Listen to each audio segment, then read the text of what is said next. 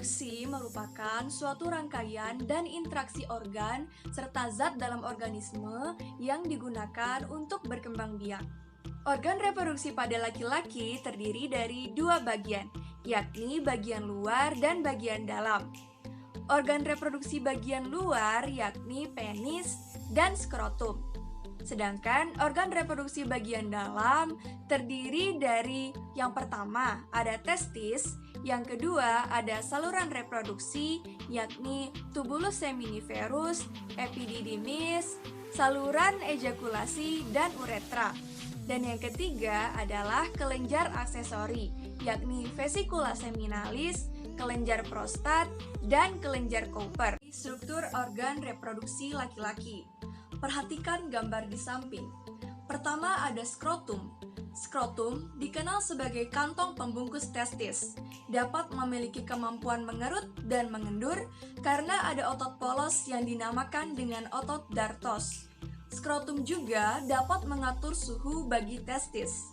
Testis jumlahnya ada sepasang. Pada gambar ini terlihat satu karena posisinya dari samping. Testis berperan penting untuk menghasilkan sperma. Sperma dibentuk di tubulus seminiferus. Di sini juga bisa dihasilkan hormon, yakni hormon estrogen yang bisa dihasilkan oleh sel Sertoli dan hormon testosteron yang dihasilkan oleh sel Leydig. Kedua sel ini berada pada testis. Jadi di testis ada tiga komponen. Yang pertama tubulus seminiferus yang menghasilkan sperma, kedua sel Sertoli yang menghasilkan hormon estrogen, dan yang ketiga sel Leydig untuk menghasilkan testosteron. Setelah sperma dihasilkan di tubulus seminiferus, selanjutnya sperma akan dimatangkan di epididymis. Epididymis dikenal sebagai tempat pematangan dan tempat penyimpanan sperma pertama. Jadi, sperma yang telah dihasilkan di tubulus seminiferus itu belum dewasa, maka akan dimatangkan di epididymis. Setelah sperma matang, maka sperma akan masuk ke saluran yang disebut dengan vas deferens. Vas deferens menyalurkan sperma ke vesika seminalis. Vesika seminalis memberikan nutrisi bagi sperma dengan menghasilkan getah semen. Jadi, semen banyak dihasilkan di vesika seminalis. Selanjutnya, sperma menuju ke kelenjar prostat. Kelenjar prostat sebagai tempat bertemunya saluran sperma dengan saluran urin. Selanjutnya, sperma akan menuju ke kelenjar Cowper. Kelenjar Cowper ini menghasilkan getah basa bagi sperma. Terakhir, sperma akan menuju ke penis untuk dikeluarkan. Dalam penis terdapat jaringan erektil yang mampu membuat penis dapat berelaksasi dan berkontraksi. Dalam penis terdapat kepala yang disebut dengan gland penis. Gland penis mempunyai kulit pelindung yang akan dipotong saat sirkumsisi atau khitan. Inilah alat reproduksi pada laki-laki. Selanjutnya, kita akan membahas mengenai spermatogenesis. Spermatogenesis adalah proses gametogenesis pada pria dengan cara pembelahan mitosis dan meiosis. Nah, spermatogenesis pada sperma ini biasanya terjadi di tubulus seminiferus yang terdapat di dalam testis. Ingat ya, sudah dijelaskan di bagian sebelumnya.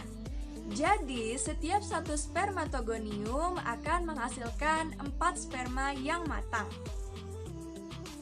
Selanjutnya adalah penyakit-penyakit pada organ reproduksi laki-laki.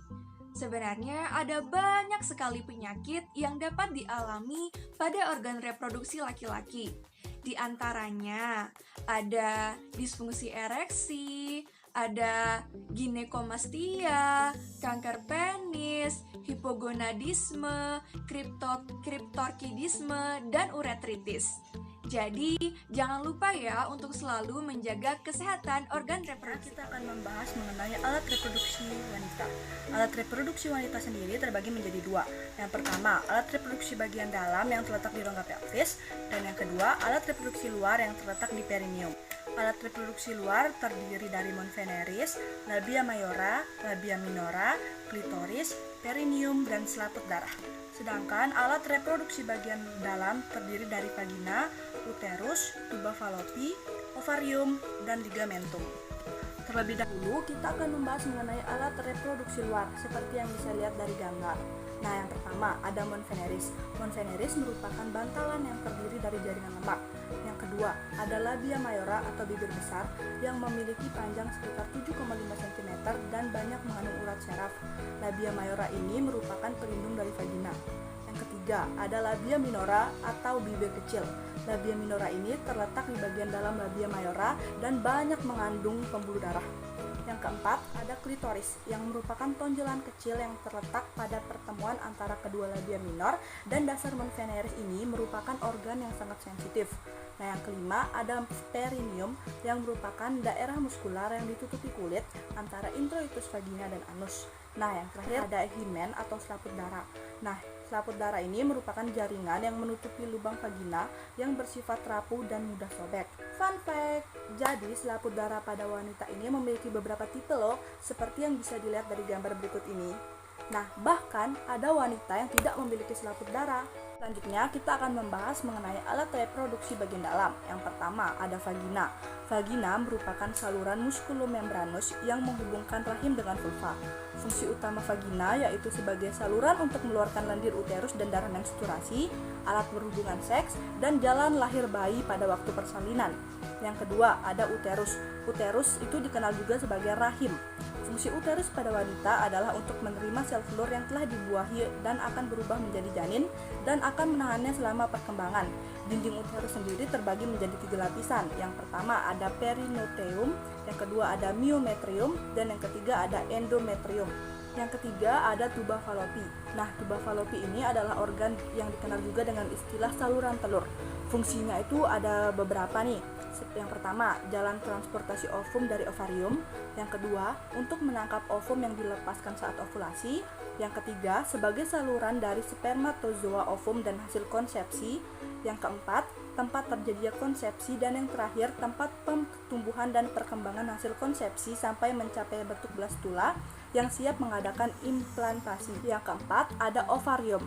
Ovarium ini merupakan organ kecil yang berdiameter 4-5 cm ini sangat berperan dalam fungsi reproduksi. Nah, ovarium ini berjumlah 2 pasang dan berfungsi sebagai tempat memproduksi ovum dan perkembangan sel telur, serta menghasilkan hormon-hormon kelamin seperti estrogen dan progesteron. Nah, setelah memahami tentang alat reproduksi wanita, sekarang kita akan membahas mengenai oogenesis. Oogenesis merupakan proses pembentukan ovum yang terjadi di dalam ovarium. Nah, tidak seperti spermatogenesis yang dapat menghasilkan jutaan sperma dalam satu waktu, oogenesis hanya mampu menghasilkan satu ovum matang sekali waktu. Nah, selanjutnya kita akan membahas mengenai menstruasi. Jadi, menstruasi adalah pendarahan periodik yang terjadi akibat luruhnya dinding sebelah dalam rahim atau endometrium yang banyak mengandung pembuluh darah. Nah, lamanya menstruasi pada wanita itu rata-rata sekitar 5 hari dengan jumlah rata-rata darah mencapai 50 ml. Nah, ada 4 fase nih yang terjadi pada saat menstruasi. Yang pertama, fase menstruasi. Yang kedua, fase molekular. Yang ketiga, fase ovulasi. Dan yang terakhir adalah fase luteal. Sekarang kita bahas satu-satu ya, seperti yang ada pada gambar. Jadi, yang pertama, fase menstruasi. Fase menstruasi ini terjadi jika sel ovum tidak dibuahi oleh sel sperma.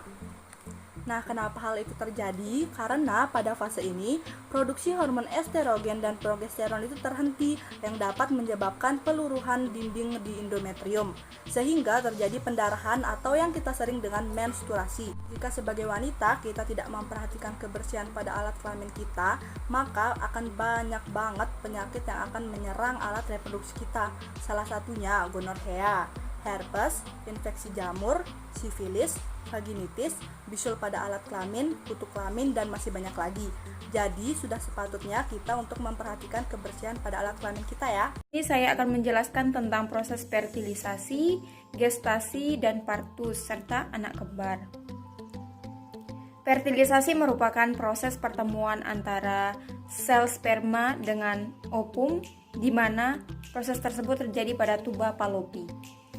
Setelah pertemuan sel sperma dan ovum, maka akan terbentuknya zigot, di mana zigot tersebut akan menjadi embrio, dan embrio tersebut menjadi cikal bakal terbentuknya janin yang berkembang dan tumbuh pada rahim seorang ibu.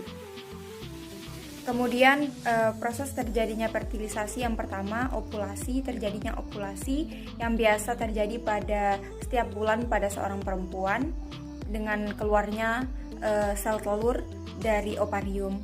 Kemudian setelahnya terjadinya ovulasi, maka akan terjadinya perpindahan ovulasi menuju ke tuba Fallopi. Nah, di sini dinding rahim berperan penting untuk terjadinya proses penebalan dinding. Kemudian jika terjadinya pembuahan sel telur, maka akan terjadi fertilisasi atau pembuahan. Namun jika tidak terjadi pembuahan sel telur, maka dinding rahim tersebut akan rusak dan biasa terjadinya menstruasi pada setiap bulannya. Itu akan memicu terjadinya proses menstruasi jika tidak terjadi pembuahan. Dan selanjutnya yaitu gestasi atau kehamilan. Nah, gestasi itu merupakan proses perkembangan embrio menjadi janin sampai dengan tahap kelahiran bayi. Nah, 2 minggu setelah terjadinya fertilisasi, maka zigot yang membelah itu akan membentuk menjadi 2 sel, 4 sel, 8 sel, 16 sel, sampai dengan 32 sel atau yang disebut dengan morula. Nah, morula ini tumbuh menjadi blastosot atau sel berongga yang berisi cairan blastosol. Nah, sel-sel blastosit ini membentuk tonjolan-tonjolan ke arah endometrium, menghasilkan enzim proteolitik yang mengikis sel-sel endometrium dan pembuluh darah, membantu proses implantasi serta membentuk plasenta dan membran pembungkus embrio. Kemudian yang ketiga yaitu partus. Partus merupakan proses terjadinya kelahiran bayi yang dipengaruhi oleh beberapa hormon seperti hormon relaksin, kemudian hormon estrogen, hormon oksitosin, hormon prostaglandin, dan CRH. Selanjutnya itu tahap dari persalinan atau partus, di mana yang pertama di sini disebut tahap dilatasi serviks atau pembukaan, di mana serviks pada perempuan tersebut melebar sampai dengan 10 cm. Yang kedua, tahap kelahiran bayi, di mana bayi mulai bergerak melewati serviks dan vagina. Nah, tahap ketiga yaitu tahap kelahiran plasenta, di mana tahap kelahiran plasenta ini terjadi setelah tahap kelahiran bayi. Kemudian saya akan menjelaskan tentang anak kembar. Anak kembar merupakan 2 atau lebih individu yang membagi uterus yang sama. Nah, faktor-faktor yang mendukung terjadinya kehamilan anak kembar yang pertama itu usia. Rata-rata ibu yang lebih dari berumur 35 tahun akan memiliki peluang yang besar untuk memiliki anak kembar. Kemudian faktor keturunan, ibu yang memiliki saudara kembar akan berpeluang lebih besar untuk melahirkan anak kembar. Yang ketiga, metode bayi tabung. Nah, metode bayi tabung ini memiliki potensi yang besar untuk melahirkan anak kembar karena rahim wanita itu ditanami lebih dari 1 embrio.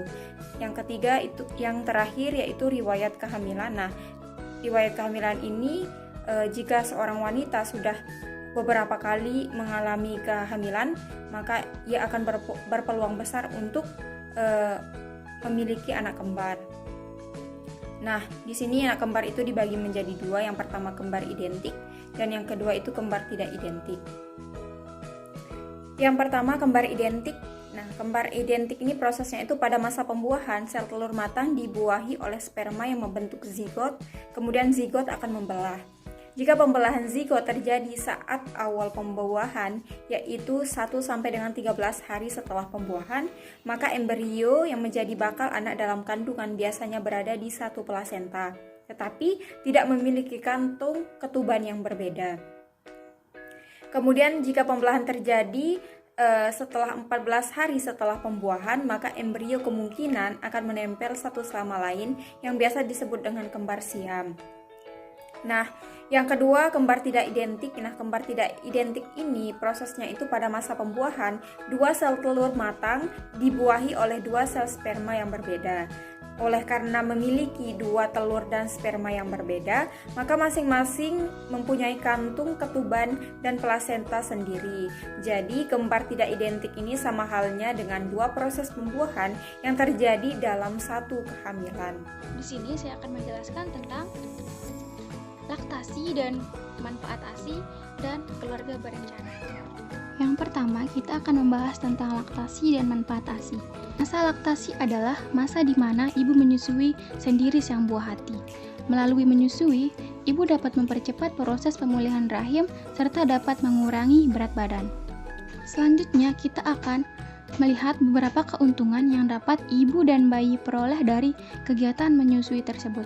Yang pertama, kita akan melihat manfaat bagi seorang ibu. Di sini manfaatnya yang pertama itu pemulihan rahim.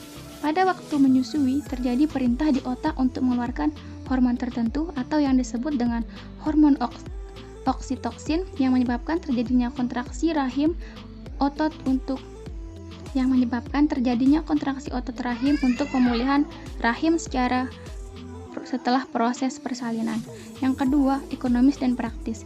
Melalui pemberian air susu ibu atau ASI, ibu tidak perlu repot-repot untuk memberikan susu jika buah hati merasa haus. Dan yang ketiga, sarana KB alami. Dan yang keempat itu berat badan seorang ibu tidak akan bertambah. Yang kelima, memperkecil resiko kanker. Selanjutnya kita akan melihat manfaat bagi bayi. Yang pertama itu mencegah infeksi, di mana bayi yang diberikan ASI eksklusif sampai 4,5 bulan atau lebih akan jarang sakit pada setahun pertama usianya dibandingkan dengan bayi yang minum susu formula.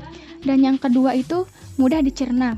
Yang ketiga, untuk pertumbuhan gigi seorang bayi. Dan yang keempat, mencegah alergi pada bayi.